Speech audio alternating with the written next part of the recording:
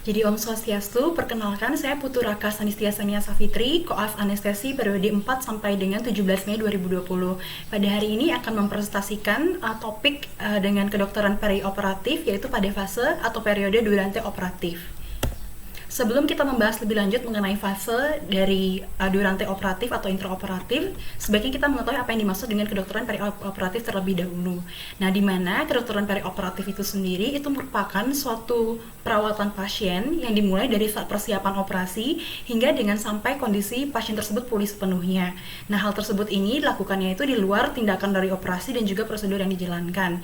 Tujuan dari perawatan ataupun kedokteran dari perioperatif itu sendiri itu adalah untuk mempersiapkan pasien dalam menjalani perawatan pra, intra, dan juga pasca operasi sehingga mampu mencapai kondisi yang ideal dan juga optimal pada saat nantinya menjalani pembedahan dan juga kondisi pada saat pasca pembedahan tersebut.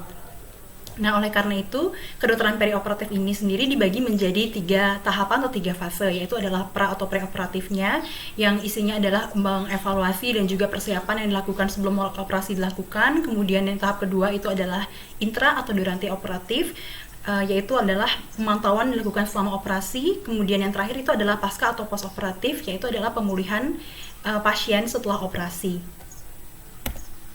Selanjutnya kita masuk ke durante operatif, di mana periode durante operatif itu sendiri merupakan tahapan atau fase kedua dari 3 fase tadi yang memfokuskan lebih terutama itu adalah untuk evaluasi. Jadi mengevaluasi itu apa saja, di mana durante operatif ini adalah evaluasi dan juga pemantauan dan observasi pasien itu selama prosedur pembedahan itu dilakukan. Nah, tujuannya dari durante operatif itu sendiri yaitu adalah yang pertama adalah untuk memperoleh informasi sedini mungkin. Informasi apa saja yang nantinya kita dapatkan itu yang pertama keadekuatan anestesi analgesia yang kita gunakan selama operasi berlangsung. Kemudian yang kedua adalah apakah adanya perubahan pada fungsi sistem organ berkaitan dengan respirasi dan juga kardiovaskular. Kemudian yang ketiga itu adalah keadekuatan dari oksigenasi cerebral, sehingga nantinya kita mampu mengetahui apakah adanya potensi ada kegawat daruratan ataupun ada penyulit atau gangguan selama operasi itu berlangsung, sehingga kita mampu mengantisipasinya, kemudian mempersiapkan dan mampu menangani dengan lebih cepat dan juga dengan tepat.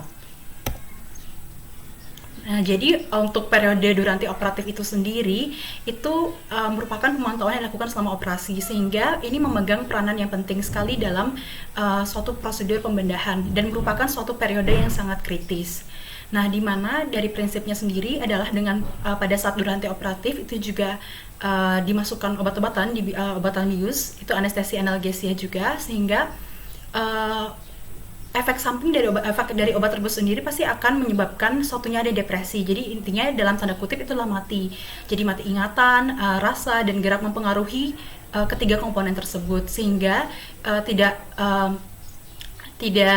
jauh juga dari adanya efek samping dan juga risiko komplikasi yang mungkin terjadi, misalnya seperti ada gangguan respirasi dan juga terjadinya kematian.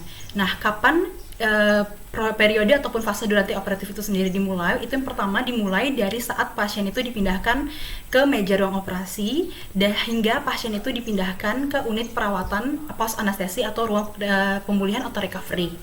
Nah, di mana pada saat durante op itu pasien itu diobservasi, dipantau, kemudian juga dibius, disiapkan sampai nantinya operasi itu berlangsung atau dilakukan. Dan selama operasi itu dilakukan, kita juga mengobservasi, fokus pada keselamatan, kemudian pencegahan infeksi dan mendokumentasikan segala sesuatu tersebut dalam bentuk laporan selama operasi. Nah, pada tahapan durante op ini itu ada standar dari ASA, yaitu American Society of Anesthesiologists, di mana ada standar pemantauannya itu ada 2 standar yang pertama dan yang kedua. Standar yang pertama itu adalah selama pemberian anestesi ataupun analgesia, jadi selama pemberian obat-obatan tersebut, pasien tersebut itu harus diawasi oleh tenaga anestesi yang berkualitas. Kemudian untuk standar yang kedua sendiri adalah selama pemberian anestesi analgesia itu pasien juga harus dipantau dan dievaluasi secara teratur, dan kalau pada kondisi-kondisi tertentu juga dilakukan secara kontinu. Dan adapun yang dievaluasi atau diobservasi tersebut itu adalah jalan nafasnya, kemudian oksigenasi, ventilasi dan juga sirkulasi. Nah, kemudian hasil dari pantauan tersebut, hasil dari observasi tersebut kemudian dicatat dalam suatu lembar rekam medik yang sebelumnya juga dibuat pada periode preoperatif, kemudian sekarang pada saat durante op, dan nantinya juga akan dibuat pada saat periode postoperatif nantinya. Kemudian tujuannya ini adalah dari hasil observasi tersebut itu adalah sebagai dasar kita dalam melakukan terapi, jadi untuk menentukan tindakan terapi yang akan dilakukan, dan juga sebagai data dasar misalnya pada kondisi-kondisi misalnya untuk penelitian perioperatif.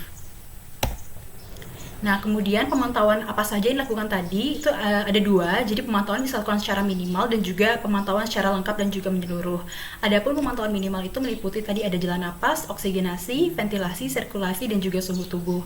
Nah, untuk pemantauan yang pertama itu adalah dari jalan napasnya. Jadi kita tujuannya adalah untuk mempertahankan apakah jalan napasnya itu adekuat atau tidak, napasnya itu spontan atau tidak, yang kita lihat secara keseluruhan, kemudian dari pola nafasnya, gerakan dadanya, apakah mengembang secara adekuat atau tidak. Dan juga bisa kita lakukan misalnya pemeriksaan auskultasi, misalnya kalau misalnya kita dapatkan ada suatu abnormal atau gangguan, untuk mengevaluasi apakah ada masalah di bagian paru-paru atau tidak. Kemudian yang kedua adalah oksigenasi. Jadi untuk oksigenasi ini kita tujuannya adalah untuk memastikan apakah kadar zat asam dalam udara atau gas inspirasi dan dalam darah itu sudah adekuat atau tidak.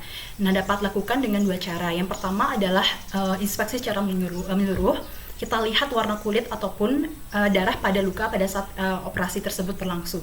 Kemudian yang kedua adalah dengan menggunakan alat yaitu pulse oximetry, dan kemudian kita lihat kadar oksigen inspirasinya.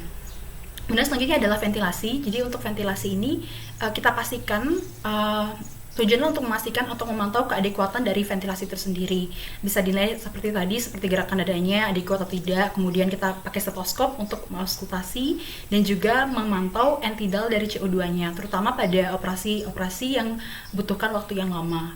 Kemudian untuk sirkulasinya, tujuannya adalah untuk memastikan fungsi sirkulasi dari pasien itu adekuat.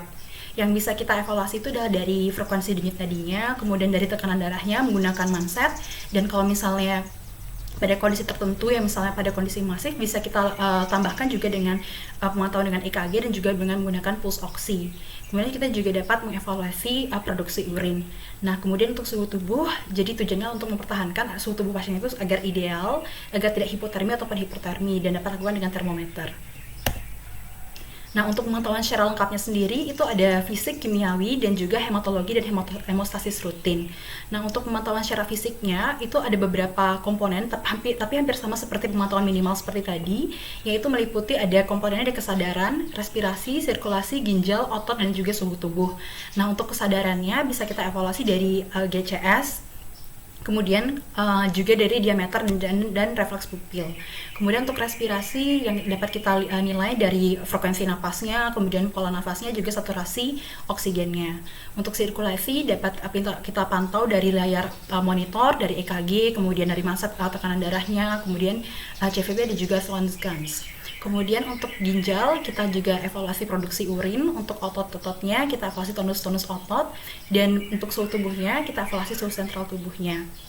Nah, untuk kimiawinya sendiri itu dapat dilakukan misalnya pemeriksaan sesuai dengan indikasinya, bisa dilakukan AGD dan juga elektrolit, kemudian GDS juga sesuai indikasi, reduksi urin dan lain-lainnya sesuai dengan indikasi, dan juga dapat dilakukan pemeriksaan hematologi dan hemostasis rutin. Nah, ini ada jenis pantauan. Jadi dari tadi pemantauan minimal ataupun lengkap yang tadi kita lakukan itu sebenarnya adalah untuk mengevaluasi suatu proses yang terjadi di dalam tubuh, yaitu banyak sekali proses-proses yang berpengaruh yang terjadi dalam tubuh kita tuh meliputi dari apakah fungsi cerebralnya sudah baik atau tidak, apakah hemodinamiknya sudah stabil atau tidak, fungsi ginjalnya baik atau tidak, suhu tubuhnya dalam keadaan yang ideal atau tidak.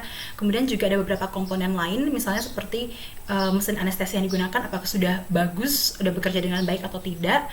Kemudian apakah obat yang diberikan itu sudah memberikan efek, jadi kedalaman anestesi yang diinginkan itu sudah tercapai atau tidak. Dan kemudian akan dibahas komponen-komponen tersebut itu satu persatu.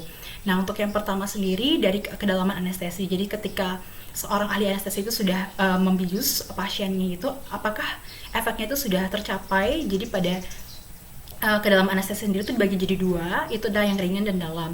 Untuk anestesi ringan sendiri itu ada beberapa tanda yang bisa kita evaluasi dari pasien. Yang pertama adalah keluarnya air mata, kemudian juga meningkatnya denyut nadi dan tekanan darah. Dan kemudian RR-nya itu juga, atau frekuensi nafasnya dia juga meningkat secara spontan. Kemudian otot juga tegang dan akan keluar keringat. Sedangkan ketika anestesinya sudah dalam, jadi pasien sudah merasa tenang, jadi dapat lihat tanda-tanda sebagai berikut, itu berupa pupilnya dilatasi, kemudian ada bradikardi, hipotensi, hipoventilasi, dan otot-ototnya itu dari yang tadi tegang itu menjadi rileks. Kemudian yang kedua, apakah fungsi serebralnya itu baik atau tidak, atau terdepresi atau tidak. Nah, biasanya karena obat-obat bius yang dimasukkan tersebut atau yang diberikan pada pasien, itu pasti akan memberikan efek depresi kepada sistem saraf pusat, sehingga secara natural tubuh kita kan perlu oksigenasi yang adekuat. Oleh karena itu, karena SSP tubuh kita itu ditekan oleh obat-obat tersebut, maka harus ada dukungan dari alat, yaitu dukungan sistem organ respirasi sirkulasi itu dari alat. Nah, biasanya untuk anestesi yang diberikan itu kan ada yang umum dan regional. Kalau misalnya anestesi umum yang diberikan itu general atau umum, yang bisa kita lihat tanda-tandanya untuk menilai fungsi serebral itu adalah dari ukuran diameter pupil, refleks pupilnya bagaimana, kemudian kalau misalnya perlu bisa kita gunakan EEG.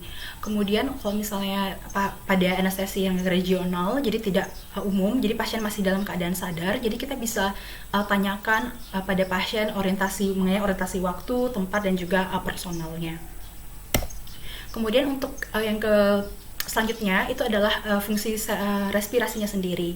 Nah, fungsi respirasinya sendiri itu meliputi ada oksigenasi dan juga ventilasi kan, dimana respirasi itu atau sistem pernapasan itu sendiri itu kan banyak sistem organ, jadi penting bagi anestesi ini karena itu merupakan salah satu jalur masuk obat dari obat-obat anestesi, yaitu merupakan obat bius yang inhalasi, dan penting juga untuk misalnya untuk dosis maintenance atau pemeliharaannya, kemudian untuk memasuk oksigen juga, dan juga sebagai ekskresi obat-obatan bius dan juga ekstraksi dari karbon dioksida. Nah, obat-obat bius ini yang diberikannya juga memiliki efek untuk mendepresi fungsi respirasi. Nah, apabila misalnya pada kasus-kasus pada trauma bedah, maka kebutuhan oksigen itu akan meningkat, sehingga perlu oksigenasi yang adekuat juga dari tubuh kita. Nah, fungsi respirasi ini itu dapat evaluasi. Yang pertama, dari secara gamblang tanpa alat bantu kita bisa lakukan inspeksi, yaitu pada gerakan dada dan juga kantong udara, dan juga pada warna kulit atau darah luka pada saat operasi. Kemudian dengan alat kita gunakan stetoskop, kemudian cek misalnya ada suara pada auskultasi, kemudian menggunakan pulse oximetry, kapnometri, atau misalnya lebih advance lagi kita minta untuk dilakukan pemeriksaan IGD.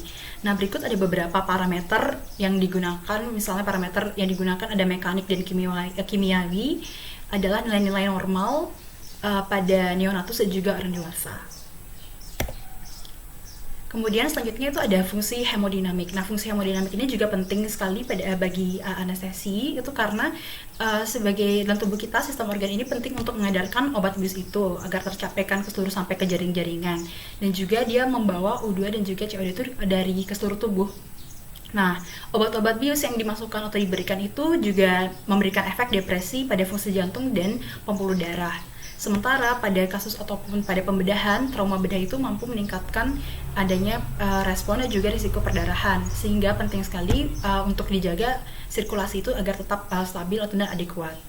Nah, untuk fungsi hemodinamik sendiri dapat kita evaluasi. Yang pertama dari non-invasif dan invasif. Yang pertama yang non-invasif. Jadi bisa kita lihat dari denyut nadinya, detak jantungnya, heart rate-nya, dapat lakukan palpasi, auskultasi, kemudian kita lihat monitor EKG dan juga pulse oksi. Kemudian dari tekanan darahnya sendiri dapat kita lakukan dengan menggunakan manset yang bisa manual ataupun otomatis, dan juga kita evaluasi jumlah perdarahannya. Nah, untuk jumlah perdarahannya, bagaimana cara mengevaluasinya? Yang pertama itu dengan menimbang kain kasa yang digunakan selama pembedahan itu berlangsung. Jadi kita bandingkan berat pasca operasi dengan berat operasi. Kemudian yang kedua bisa dilakukan dengan mengukur jumlah darah yang tertampung dalam botol ataupun tabung pada saat misalnya suction. Dan kemudian setelah kita hitung, kemudian tambahkan dengan faktor koresi sebanyak 10-20%. Kemudian cara yang invasif sendiri itu biasanya dilakukan pada tindakan pembedahan mayor. Jadi yang dapat dievaluasi itu banyak komponen-komponennya, berupa tekanan darah arteri, kemudian tekanan vena sentral, tekanan arteri pulmonalis, kanulasi vena umbilicalis, dan juga kalau misalnya perlu dilakukan pemeriksaan IGD. Nah, kemudian untuk fungsi ginjal, jadi mengevaluasi fungsi ginjal itu penting karena sebagai organ ekskresi. Jadi juga dipengaruhi oleh obat bius, dan ginjalnya juga memberikan gambaran mengenai keadekuatan hemodinamik. Nah, evaluasinya sendiri dari fungsi ginjal itu adalah dari produksi urinnya. Yang secara normalnya sendiri itu adalah minimal itu 0,5 sampai dengan 1 mili per kilogram berat badan per jam. Yang dapat kita lihat dari misalnya dari pasien yang menggunakan kateter, jadi kita ukur produksi urinnya. Kemudian untuk suhu tubuh, jadi untuk suhu tubuhnya sendiri, obat-obat bius, jadi itu kan yang dimasukkan atau diberikan kepada pasien itu dia akan mempengaruhi pusat pengaturan suhu tubuh, jadi menghalangi produksi panas dari tubuh. Nah, sehingga akan muncul risiko hipotermi pada mereka yang rentan, misalnya pada bayi dan juga orang tua pada tindakan-tindakan pembedahan mayor. Nah, faktor-faktor lain yang mungkin dapat memicu terjadinya perubahan misalnya pada suhu tubuh itu misalnya itu adalah contohnya adalah cairan infus. Jadi cairan infus kalau misalnya terlalu dingin atau bagaimana harus dihangatkan terlebih dahulu sebelum diberikan kepada pasien. Kemudian ruangan AC-nya juga disesuaikan, diatur sedemikian rupa dan memberikan disinfektan itu dengan secukupnya. Kemudian untuk evaluasi dari suhu tubuh yaitu dengan menggunakan termometer yang dapat diletakkan atau dilakukan pada aksila, tapi juga dipengaruhi oleh beberapa hal seperti rambut ketiak, gerakan dari pasien atau suhu cairan infus dan ruangan. Juga bisa dilakukan pada di oral atau sublingual, rektal dan juga pada kulit. Nah, yang terakhir adalah yang tidak lupa juga kita harus memantau atau memperhatikan dari mesin anestesi itu sendiri. Nah, di mana mesin anestesi ini kan penting sekali dia untuk memelihara dan menjaga keadekuatan anestesi serta keadekuatan oksigenasi dan ventilasi dari pasien itu sendiri. Jadi menjaga agar obatnya itu tetap seimbang dengan keadekuatan oksigenasi dan ventilasi dari pasien. Nah, penting sekali untuk mengobservasi juga pasien untuk mengobservasi mesinnya ini. Jadi untuk dilihat karena mesinnya kan banyak komponen, jadi tidak banyak komponen dan kebanyakan itu berupa tidak hanya manual tapi juga ada yang elektronik, sehingga tidak bisa juga terjadi atau kemungkinan terjadinya adanya error atau mengalami kerusakan. Adapun yang dapat dipantau itu ada sumber gasnya, kemudian meter aliran, alat penguap obat bius, kemudian lubang keluarnya gas, kemudian kendali oksigen darurat, sirkuit anestesia, konektor, dan pipa endotrakeal yang telah terpasang. Nah, juga penting di sini adalah dengan pemantauan yang lengkap dan juga baik dari mesin ini itu jadi dapat meningkatkan mutu pelayanan dan ketenangan dari anestesi yang diberikan. Nah, sebaiknya juga pada mesin-mesin anestesi itu juga biasanya tuh diberikan alarm. Jadi kalau misalnya ada kondisi pasien yang misalnya tiba-tiba drop, itu bisa alarmnya itu bisa langsung berbunyi, atau misalnya pada komponen mesin atau yang tidak bekerja dengan baik itu kalau misalnya tidak bekerja dengan baik, alarmnya juga dapat berfungsi atau menyala. Nah, juga dipengaruhi dengan adanya elektronik, jadi kan tidak hanya manual, tapi kalau misalnya karena pada mesin-mesin yang elektronik kalau misalnya listriknya itu mati itu harus perlu dipertimbangkan. Terus kalau misalnya pada mesin-mesin yang misalnya ada teknologi yang tinggi, apakah ada error atau tidak, sehingga pada pembedahan ataupun pada operasi-operasi tertentu itu harus digunakan kombinasi antara alat-alat yang manual dan juga elektronik. Sekian yang bisa saya sampaikan untuk durante operatif. Terima kasih.